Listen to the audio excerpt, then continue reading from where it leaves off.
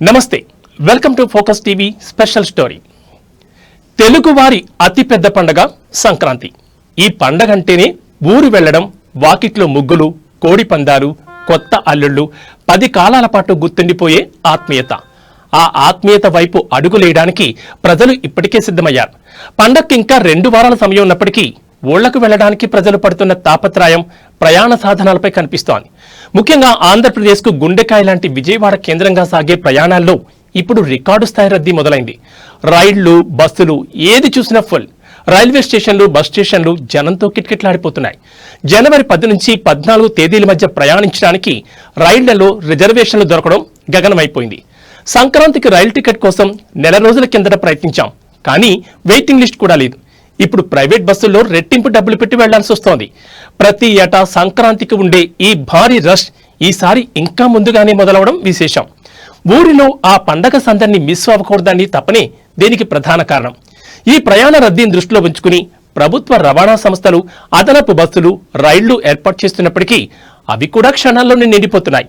అయితే ఈ డిమాండ్ను అవకాశంగా తీసుకుంటున్నాయి ప్రైవేట్ ట్రావెల్స్. సాధారణంగా 600 ఉండే బస్ టికెట్ ధర ఇప్పుడు ఏకంగా 2000 నుంచి 3000 వరకు పెంచేశారు. ప్రయాణికులు చేసేదేమీ లేక ఆ రేట్లకు కొనుక్కొని వెళ్లాల్సిన పరిస్థితి ఏర్పడింది. ఒక విధంగా పండగ సంతోషం కన్నా ఊరికి వెళ్లడానికి పడుతున్న ప్రయాణ కష్టం, ఆర్థిక భారం ఇప్పుడు ఎక్కువగా కనిపిస్తోంది. ఈలోగా రైల్వే అధికారులు కూడా స్పెషల్ రైళ్లను ప్రకటించే పనిలో ఉన్నారు. కానీ ఆ స్పెషల్ రైళ్లు కూడా ఎప్పుడు లిస్ట్ బుకింగ్స్తోనే ఉండడం లేదు.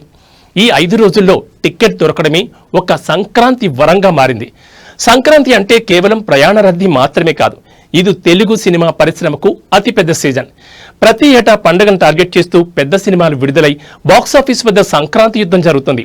ఈ ఏడాది కూడా అదే ఊపు కనిపిస్తోంది. సంక్రాంతి రేసులో మెగాస్టార్లు, అగ్ర కథానాయకుల సినిమాలు బరిలో నిలవడం ఖాయంగా కనిపిస్తోంది. పండుగ సెలవులు రావడంతో ఊరికి వెళ్లిన జనం సాయంత్రం వేళ థియేటర్ల ముందు భారీ క్యూ కడతారు. సినిమా కలెక్షన్లకు సంక్రాంతి సీజన్ ఒక విధంగా బంగారు బాతు లాంటిది. అందుకే ప్రయాణికుల రద్దీతో పాటు ఈ సినిమా విడుదల అప్డేట్స్ కూడా ఇప్పుడు సోషల్ మీడియాలో ట్రెండింగ్ లో ఉన్నాయి. మొత్తానికి సంక్రాంతి మహారథం ఇప్పటికే బయలుదేరింది. జనవరి 2వ వారం నుంచి ఊరిబాట పట్టే ప్రయాణికులు, ప్రేక్షకులతో రాష్ట్రమంతా సందడిగా మారనుంది. ప్రయాణం కష్టమైనా ఊరిలో ఉండే పండగ సంతోషం ముందు ఇదంతా చిన్నదే అంటారు పల్లె జనం. ఇది ఇవాల్టి ఫోకస్ టీవీ స్పెషల్ స్టోరీ. మరో ఇంట్రెస్టింగ్ టాపిక్ తో మళ్ళీ కలుద్దాం. నమస్తే.